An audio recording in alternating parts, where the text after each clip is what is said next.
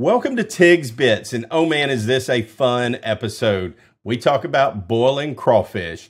Definitely it's one of our favorite things to do on this planet.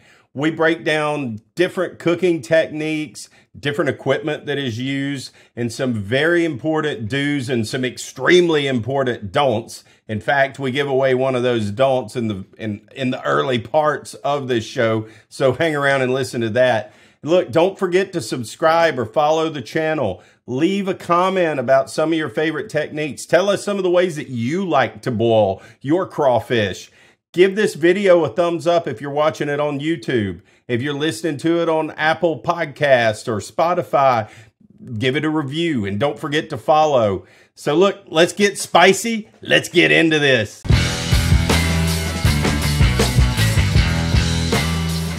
We're having a crawfish boil at my house Saturday. All are invited, you know, come on if you would like.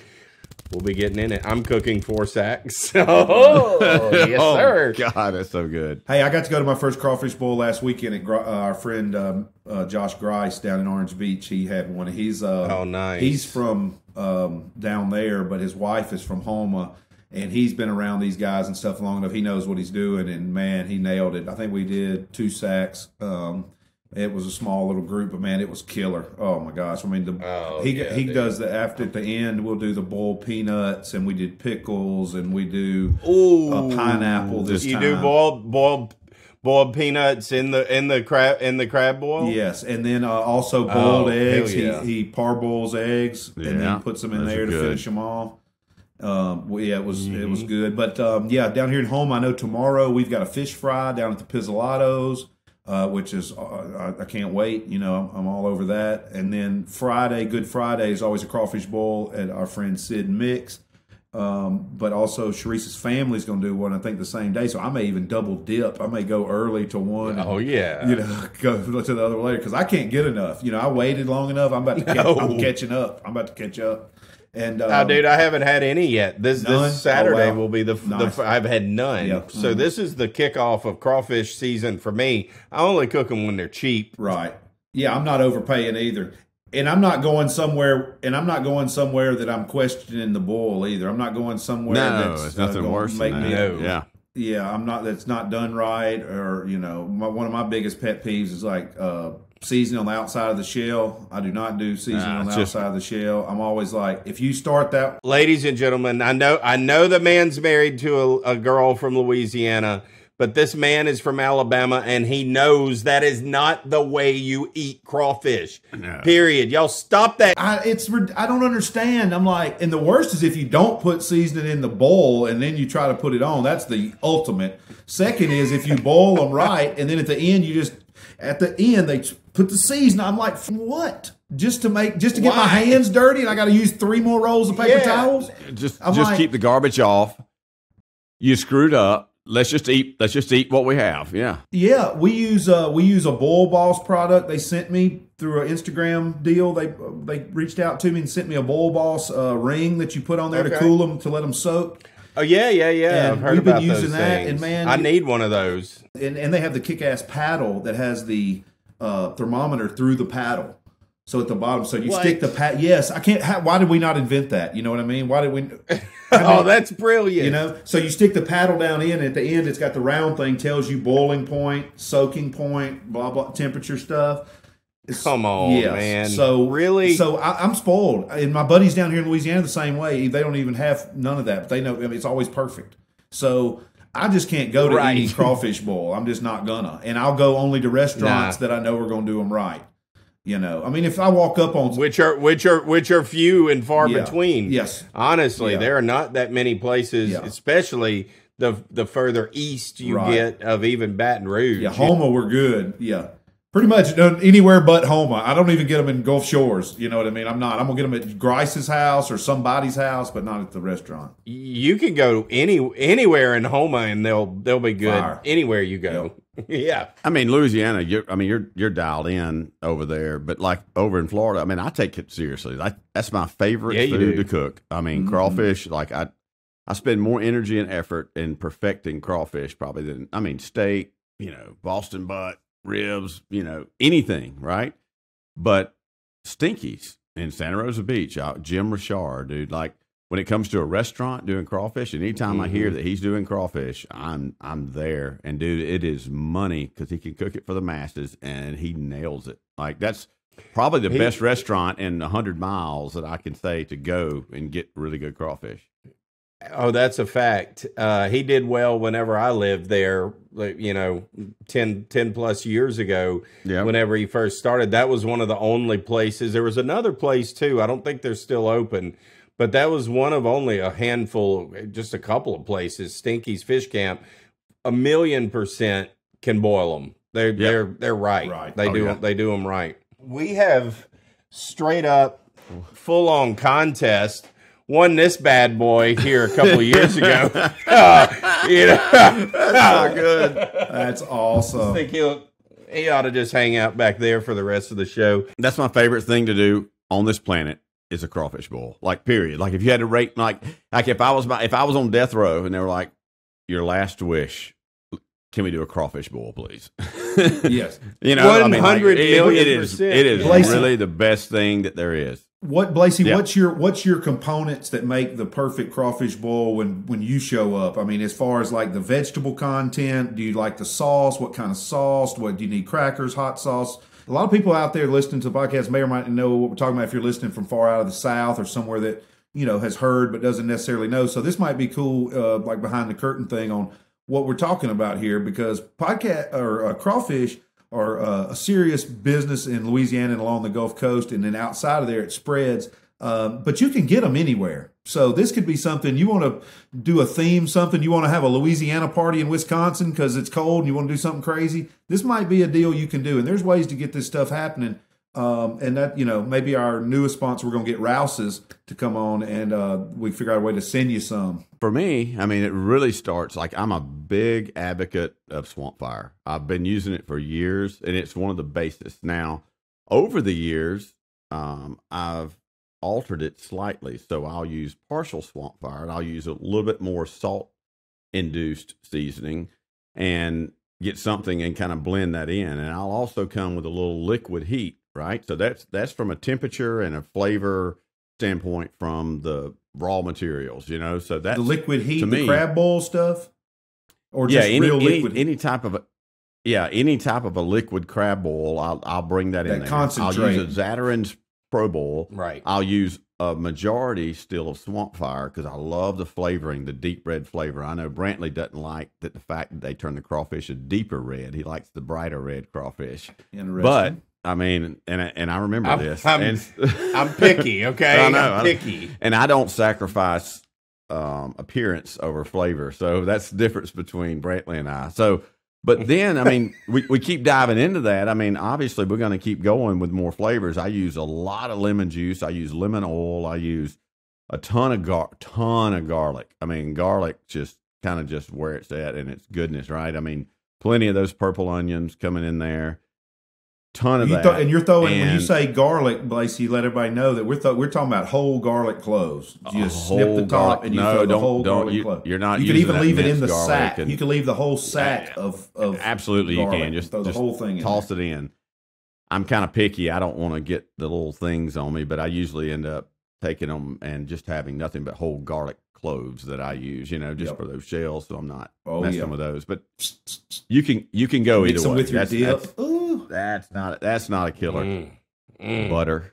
Got to have the butter in there. You know what I mean? Like, the key is, right, we want to cook them good. We want to flavor them good, but we want them to pop out of those shells well. That's why I use peelability. Peelability is huge. My things you want them to, if they're not coming out of there properly, I'm aggravated. If I got to pull every one apart, like that last of the bag of pistachios that breaks your fingernail trying to get them open, I am pissed. I'm not going to eat near. I'm going to eat 1 pound and I'm quitting. No, you can't do that. It's one simple damn move. You twist, you separate, you put it in your mouth, and if it doesn't pull out, you don't need to peel. If you got to dig down in and do all that, it's like, ugh. Yeah, no. That's the worst. No, it just slides right out. If it does anything else, they're absolute trash. including my own. Yep. God knows I've made some batches where I wasn't pleased with them. I just will throw them over the fence. I won't let people eat them. I'm glad I'm not the only one, because I know some people peel them. I've got mad, walked away from the table, and just been done. Like I just over with. I've got hot dogs. I'm out. Peelability is huge. Juice in the head. Yes, you got to suck a head. I'm an every 2 or 3 head sucker. Yeah. To me, that's that ice hit. You really got to come hammer home with that ice at the end to kill that boil and drive that juice into those heads, you know? Yeah. And so now you've got a properly flavored crawfish. You've got a tail that's going to peel out of there, and you've got a juicy head. Everything else there. What about the claw? Do you mess with the big claws if the ones that are big enough with a claw? I'll screw with a big claw. Like a big, I don't mess with a lot of claws, but I see a nice, fine guy coming in there, you know what I mean? Like serious nature. Like I've seen him fighting me the whole day every time I reach in there. My wife showed me the trick where you kind of bite that break and then you pull. I mean, it's not hard once you know the little trick. It can be a nice little bite. Yeah. All right. Making sure. Yeah. Y'all ever got so pissed off at a crawfish that just kept biting you as you were cleaning them that you put that you put a rubber band on that damn thing so you knew exactly which that son of a bitch was so you could eat him? Because I've done that. I mean, you put a rubber band on him. Oh yeah, I did. I'm coming for you. And I came for him. I've never done that. Extremes, you know. But I do remember times where I've had that one crawfish that kept biting me, but I didn't think to grab a rubber band and just tie him up like a lobster. I'm trying to get a dead one out. I'm trying to get the one dead one out, and that one won't let me. He's all defending his dead friend. I'm like, let me just get him out. Yeah, he's got those big old monster claws. Usually old two claw got that, and then he's broke arm, but he has that one giant arm. Yep. You know what? You're getting a rubber band. I'm going to enjoy every little bite of you. Yeah, you were saying that, you were going down to that the perfect crawfish. But then, there's a million variations, and that's how sometimes people can get offended when you do something crazy early in a boil. There's multiple layers. At the end of the boil, you can get creative. But early in, if someone starts throwing a bunch of oranges in there or a bunch of something random early in the boil, that's where you can really that's where a possible altercation can happen. It can get super sideways. Yeah. Oh, for sure. But the stage usually is you're going to do a batch of some kind of sausage and vegetables before your first bowl of crawfish. Correct, Lacey? Well, no. So I'm a little bit more of a traditionalist where I like to yes and no. Let me say that. So I like for that first throw. Like I want everything to come on the table. I don't do all my veggies and all my other stuff separate. Bring them out and then do them first and then do the crawfish. I usually do it all together. So there's a process as we add those in, right? So I'm getting all my seasonings, I'm getting all my juices in there, I'm getting my butter in there, I'm getting everything that I want to make sure I've got a good flavor. And then I'm going in with potatoes. I'm going in, obviously I've got my onions going in there. I've got all my flavoring, my garlic and all that. And then as I add the crawfish, I typically add in whatever I'm adding, like mushrooms. Now, I do a pineapple, and it's all for appearance. And at the very end, it's like a sweet heat dessert, So it goes in there to start soaking up. And I take a screwdriver and I stab it around a bunch so it can early in the bowl drive. I do that early in the bowl, and then I'll usually boil it twice minimum before it comes out, before we start cutting it up. I'm going to let it go early and often, just to soak in the juices. It's not adding flavor to the crawfish or anything like that. So it's early for me. And then that's good to know because Grice did the opposite last week. He peeled the pineapple, put it late in the bowl. The last thing after that we did was the boiled peanuts, and they had a definite thick sweet taste to I it. Bet they did. Oh, but he had done it that way without poking holes. A whole pineapple, and it just didn't do anything because it had no way to penetrate that hard shell. So this time he just basically carved the outside, left the top on, dropped it in there. And it takes a while for a pineapple for it to dry through there. And so that's a way to circumvent that is to be able to.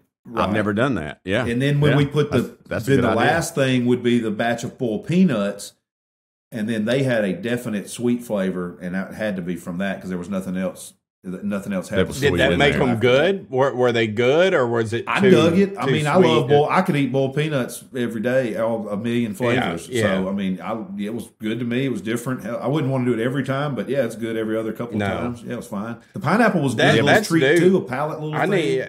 You know. Yeah, that's freaking brilliant. I've heard of people doing chickens, boiling chickens, and all kinds of other stuff. We always do. Yeah, wow. Poking holes in a can of olives. I know people have done that. Asparagus, same thing, can of asparagus. Oh, yeah, asparagus, yeah. We've done asparagus. We've done Brussels sprouts. Yep. Brussels sprouts are fantastic. Really, and honestly, I'm not a huge Brussels sprouts person at all, but I will eat the hell out of them when they're done in a crab boil. They get real tender, and they're, I did Brussels sprouts last time because the people that I went to at their house, I was like, they wanted Brussels sprouts. I said, let's do it. You know what I mean?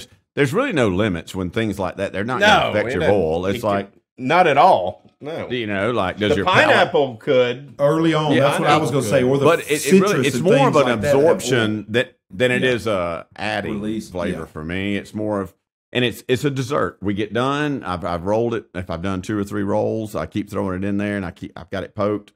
And at the end, we slice it up, and it's this sweet heat dessert, and it's like a perfect finish until we take that juice, and then we add vodka to it, and we do vodka crawfish shots, and that is the ultimate ending to any great night. Now we're talking.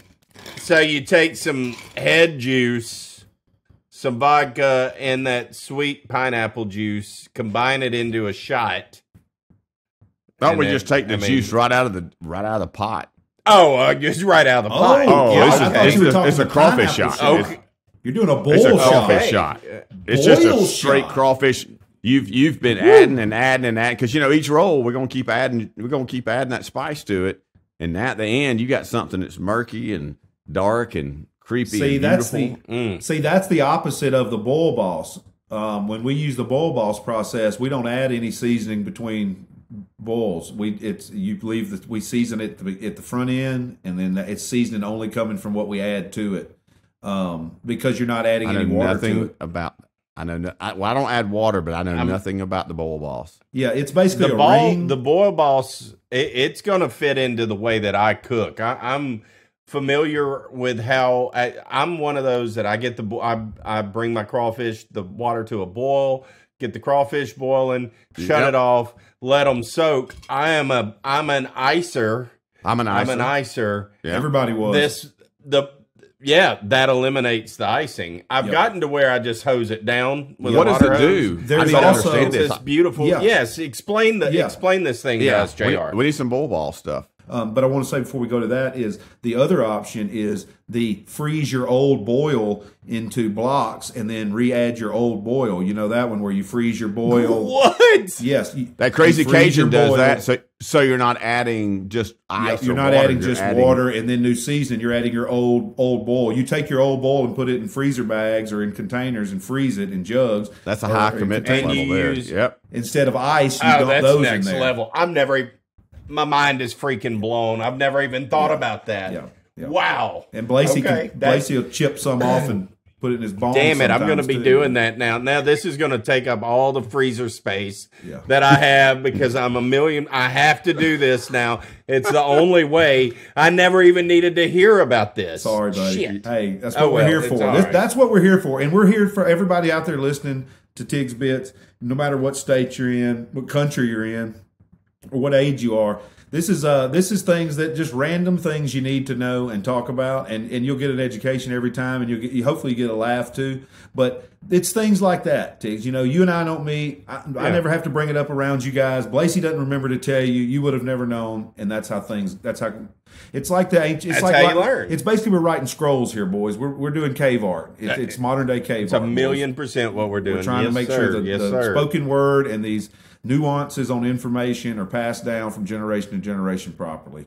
I still need to understand how this boil boss works. Yes, because I'm an icer. I got you. Yep. Okay, sorry. So bull balls process is a ring. It's you remember the PVC trough that you used to have, they hooked up to a water hose to drink water out of when you're in high school and middle school and stuff. Yep. Y'all remember those? It's basically that, but it goes around it's like that, but it goes around your round pot. It's got hooks on it on the top. It's all made of high-end PVC and parts like that. You hook it to your top of your round pot. It comes down a few inches. It's got the holes are all pointing into the pot. You hook it to the water hose. You turn it on. It brings the temperature down super fast without adding anything. You put the paddle in there, and you're working them every so often. You put the paddle in, and the paddle's got the temperature to shoot you down and tell you where you want to keep them. And it's pretty spot on. But you're just adding tap water. Yep. I mean, you're not adding ice. Nope, just so it's not a sudden water. drop, which I'm a big believer in. I'm a big believer in a sudden shock.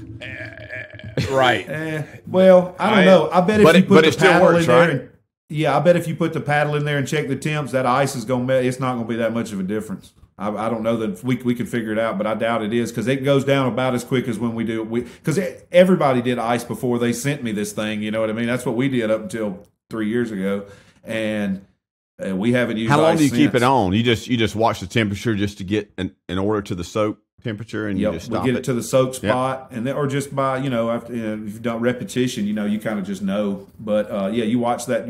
We had some people from some of Josh's wife's cousins that were from here in South Louisiana. They were in town visiting the beach, and they had never seen it either. And so we were talking about it with them, and they were like, "Yep, makes total." We were all same thing. Why did we not put a thermometer in a paddle 20 years ago? Great. I've never measured temperature. I look for boil. I know what a boil looks like. Yep. I know as soon as it starts to boil. Well, I'm on that same philosophy where I shut it off and then I hit it with about a sack and a half of ice just to kill it as fast as I can, and then soak for 30 typically.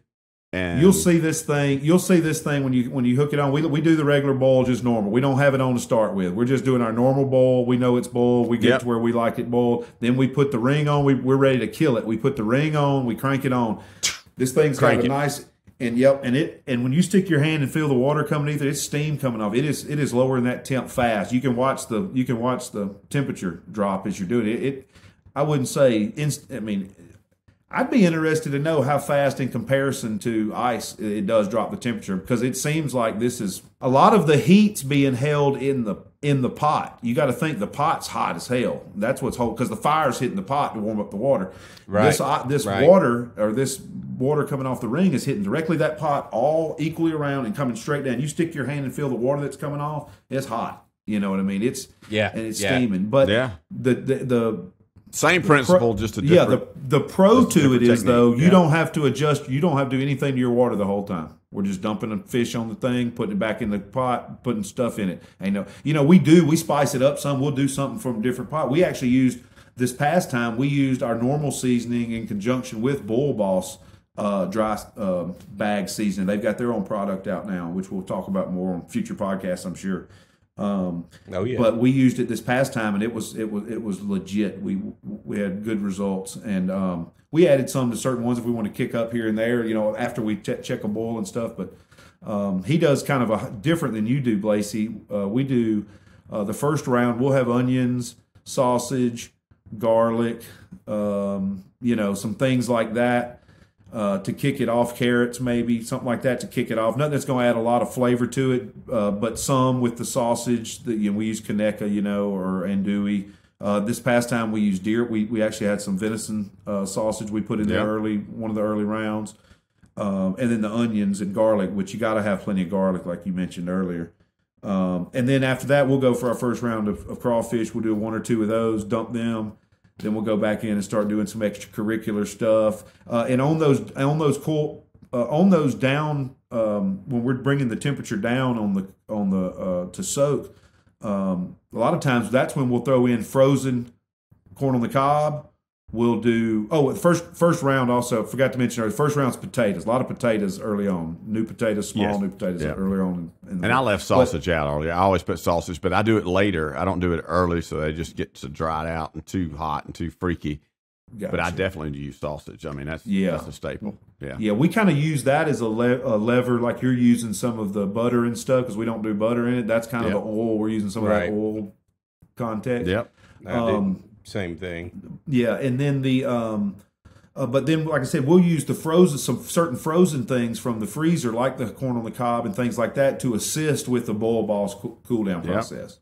And that way they come out with the fish and things like that. And, that's what's going to soak up a lot of that heat. So a lot of times after we've done a round of corn, and we might add a little more seasoning, because the corn is going to take a lot. It soaks up a lot of seasoning, It does soak up a lot. But it's just too, and there, like you said, there's a million variations. There are definitely a couple of no-nos and don't-dos, which number one pet peeve of mine is putting seasoning on the outside of the shell. That's like that's like taking hey Tiggs, you'll get this. That's like taking the knife out of the king cake box every time.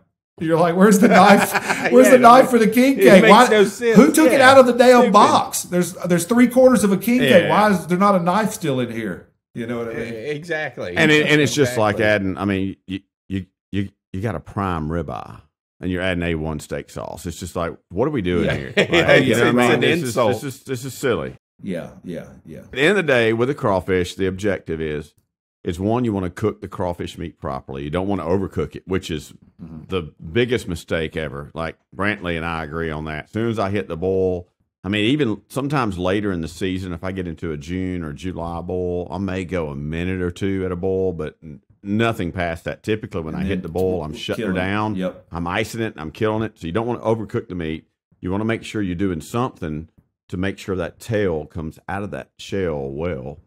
And you want to make sure you're doing something to drive that juice into those heads.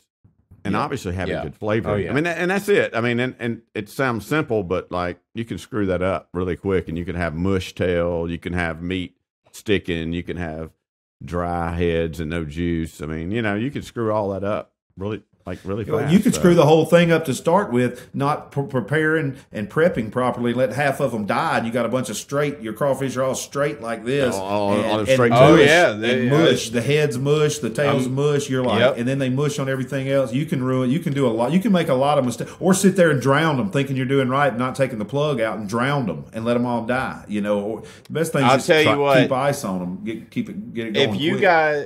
Yeah, that is 1,000,000% correct, and that's what begins for me. That process starts for me on Friday. Crawfish will be delivered on Friday, not boiling till Saturday afternoon. So the main job, got to keep them damn things alive. Just keep them on ice. Keep them rotating. Make sure they don't get soaked in too much water. Yep. But then that's where this bad boy comes into play on Saturday. This is my game day. This is the best thing I ever invested in right here for crawfish. That's your purge bucket? It's a crawfish washer. Yep. It washes them. It'll actually wash them, out. And we've done crawfish boils, Blacey. We used to use a cooler and a paddle, stir them up, let the water run out, run multiple cycles of water through through that. This thing does the exact same thing, except you just dump a sack in there. And you fill it up with water. You put your hose on one end. You plug up the other, and it just sprays water on them, and it keeps them rotating. It has this thing. Oh wow! You've actually got a thing that turns. Oh, the spray moves. It doesn't turn, but it has so much. It has so much spray. It has so much pressure. It keeps them constantly stirring. So it cleans them impeccably. You can't do it by hand any better than that thing can do. It's like $65 or something like that. Best thing I ever bought for crawfish. That's next great. To this Boil Boss, which will completely solve all of my issues with everything that I do, and I'll look cool doing it. So yeah, I'm down with the Boil Boss because it doesn't take away. So I'm a traditional table guy. Like I know they've got all these fancy tables. They've got them with where you could set them into a garbage can in the middle and all these little trays. But like, dude, I love nothing more than I love when I get that bowl ready and I get that pot ready than to dump out a table full of crawfish and have people around it. I'm a big traditionalist in that standpoint. So all these gadgets for that, I'm down with. they're cool, and if you want to use them, fine. But I love a good table spread and laying them out from a presentation standpoint. It doesn't get any better. I get to set my pineapple right there in the middle of it. You know what I mean? And it's like, there it is. Yeah, there it is. But with the Boil Boss, he's just helping you in that whole process of which is the goal of cooling them down in the cooking. So I'm totally down with that. Yeah, you know? And then we use a different setup for even now. We've done everything over the years, but what we found works lately. We have a garbage can with a top that goes on it, and the garbage can's in the middle. It's got 4 trays on the outside. It makes a table. Fill up all 4 sides. Got holes for your dip, which is another thing we hadn't discussed. Dip. I didn't really know about dip till I moved to Louisiana. And dip is important. It's a you might could take better on what dip actually is. There's variations on that with different stuff. I mentioned earlier using some of the I've even known people that will bake garlic in the oven and with seasonings, olive oil and Tony's on it, and then take those before you even start the boil. Then use those to mash in to make the dip. Oh, wow. Yeah, I'm not huge dippers at the Salter household. Gotcha. I mean, we dip, but we go. See, down here, you're gonna have a tub of everybody. You're gonna have a little canisters. Oh, cups, yeah. Everybody's gotta have a different dip. I like to use remoulade, like Louisiana, just straight up remoulade. Arno's remoulade sauce, my all-time favorite. Okay, there you go. Arno's my all-time favorite restaurant in New Orleans. We can have a whole podcast about that at some point. Oh, yeah, well, we should just do it after we have a meal there. Yes, we can do that too. a before and an after. Yes, I like that. Everybody listening, y'all will head over to tigsbits.com. Check it out. I will have a YouTube tutorial of walking you through a crawfish boil. Everything that we just talked about, it's a lot of stuff. We're throwing a lot of ideas. We're laughing and having fun talking about it. But at the end of the day, there are some do's and don'ts, like JR says, and I'll walk you through those. I'll be happy to make a little video. In fact, I'll start filming that this weekend as I do it, and I think that's important because we take it for granted living down where we do, living in the South, I live in Louisiana. You're married to a Cajun lady, so we take it for granted that how it's done. Not everybody in Alabama and Florida knows how to boil crawfish and do them right and know Texas, all the rules. Or Arkansas or Missouri. Exactly. So it's, I think that it's something that can be learned and can be a lot of fun. As you said earlier, there are a lot of ways that you can get crawfish to your parties and stuff like that. I have friends that are in North Carolina. They have Louisiana ties, but they want to have crawfish boils. It's not a cheap way to get stuff in there, but you can still do it. You can get a couple of sacks mailed to you and get some live crawfish, especially after Easter. That would be the biggest takeaway is you're going to pay out of your butt to get them before Easter, but middle of April pretty much until the end of May, you can get crawfish anywhere in the United States shipped to you from this wonderful state, the state of Louisiana, right to your door, and you can do everything that we've just talked about and more. And you talk about impress some people, you start having crawfish boils. People had never had it. I mean, it's a whole new it's a game world. changer. It's a game changer.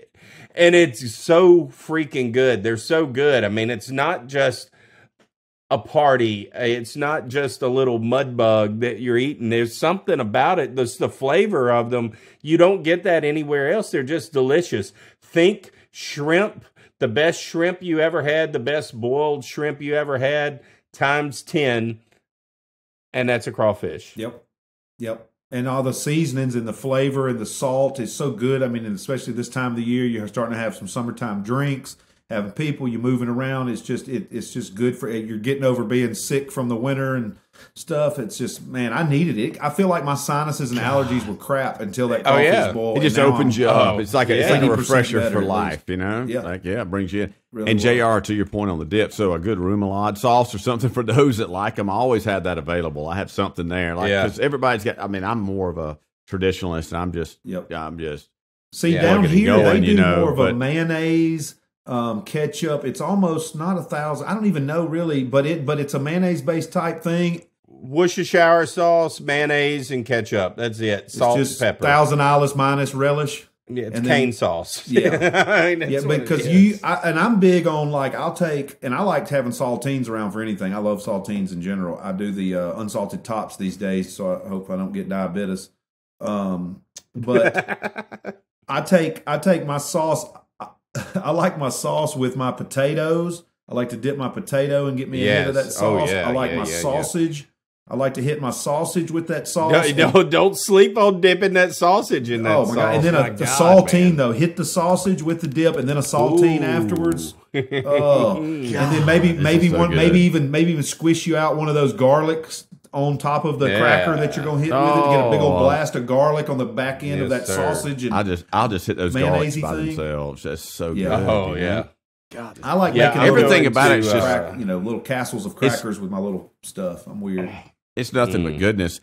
Hey, I'll tell you this. I was in Tampa. I was living in Tampa for about a year and a half, and obviously I love to do crawfish, and I was in a fantasy football league, and I was having a pretty good season, and I was playing with some guys down there in the neighborhood I was living in, and coming down the championship game, and I told them, I said, listen, if I win the championship, I'm going to pay for a crawfish boil. I'm going to fly crawfish in, and this is what we're going to do.